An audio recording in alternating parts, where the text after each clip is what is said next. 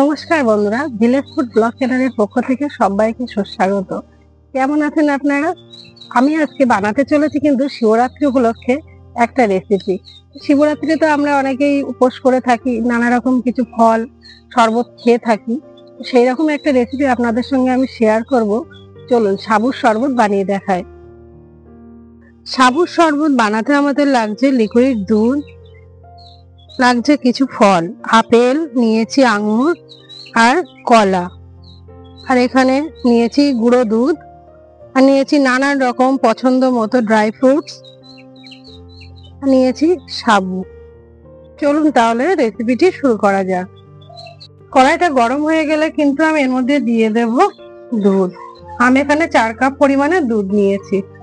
দুধটা একটু ঘন হতে সময় দেব। দুধটা গরম হয়ে গেলে এর মধ্যে আমি দিয়ে দেব গুঁড়ো দুধ। এবারে একটু দুধটাকে ঘন করে নেব। এবারে দুধটা আমার অনেকটাই ঘন হয়ে এসছে, আর এর মধ্যে আমি দিয়ে দেব 2 টেবিল চামচ পরিমাণে চিনি। চিনিটা কিন্তু সবার স্বাদ অনুসারে দেবেন, কারণ যেহেতু এটা শরবত আর একটু মিষ্টি কম হয়, তাই জন্য আমি এখানে অল্প পরিমাণে চিনি দিয়েছি। আর অনেকটাই গুঁড়ো দুধ দেওয়া আছে, সেটাও একটা মিষ্টি হয়, তাই জন্য চিনিটা একটু কম পরিমাণে দিলাম। দুধটা কিন্তু আমার সম্পূর্ণ জাল হয়ে গেছে। এবারে আমি দুধটাকে নামিয়ে ঠান্ডা করে নেব। আপনারা চাইলে কিন্তু এর মধ্যে একটু এলাচ গুঁড়ো দিতে পারেন, কিন্তু আমি আগেই বলেছি শিবরাত্রি উপলক্ষে কিন্তু আমি রেসিপিটা করছি, তাই এর মধ্যে এলাচ গুঁড়ো ব্যবহার করলাম না। চলুন দুধটাকে ঠান্ডা করে নিই। এবারে দুধটাকে আমি একটা পাত্রে নামিয়ে নেব। এবারে ওই কড়ার মধ্যে আমি দিয়ে দেব জল। জলটা একটু গরম হতে সময় দেব। জলটা গরম হয়ে গেছে, এবার আমি এর মধ্যে দিয়ে দেব সাবু। আমি এখানে 50 গ্রাম পরিমাণে সাবু দিয়েছি। সাবুটা একটু গরম হতে সময় দেব।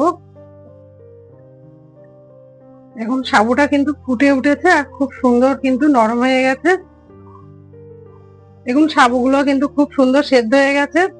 এবারে আমি এটাকে ভালো করে নামিয়ে নিয়ে জল দিয়ে ধুয়ে নেব অল্প করে। দেখুন একটা ছাঁকনির মধ্যে কিন্তু আমি সাবুটাকে ঢেলে নিয়েছি। যেহেতু আমার ছাঁকনিটা অনেক ছোট, তাই অল্প করে করে আমি কিন্তু এখানে সাবুটাকে ছেঁকে নেব। এবারে আমি এর উপর থেকে দিয়ে দেব ঠান্ডা জল।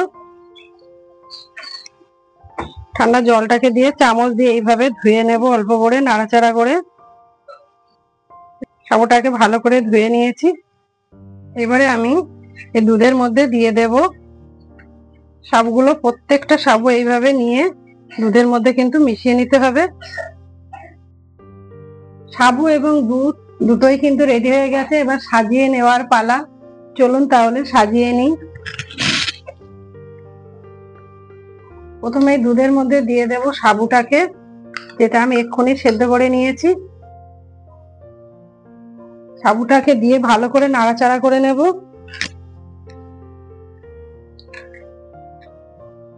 আর এবারে দুধের মধ্যে দিয়ে দেব আপেল।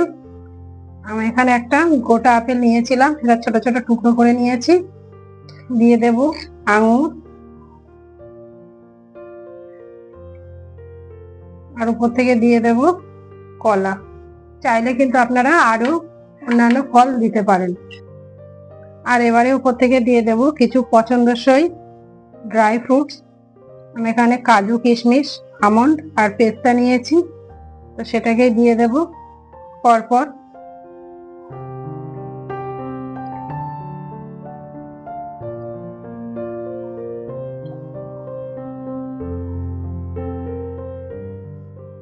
এবারে দুধটাকে ভালো করে নাড়িয়ে নেব। দেখুন কত সুন্দর দেখাচ্ছে। আর এইভাবে কিন্তু বানিয়ে আপনারা যে কোনো উপোসের দিনে কিন্তু খেতে পারেন।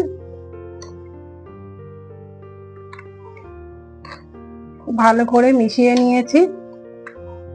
এবারে আমি পরিবেশনের জন্য একটা পাত্র নিয়েছি, গ্লাস, কাচের গ্লাসের মধ্যে আমি দিয়ে দেব।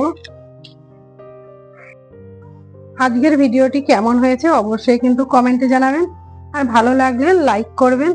নতুন বন্ধু হলে পাশে থাকা বেল আইকনটি ক্লিক করে অল প্রেস করে দেবেন। দেখা হবে নতুন কোনো ভিডিওতে, নতুন কোনো দিনে। আজকের মতো নমস্কার।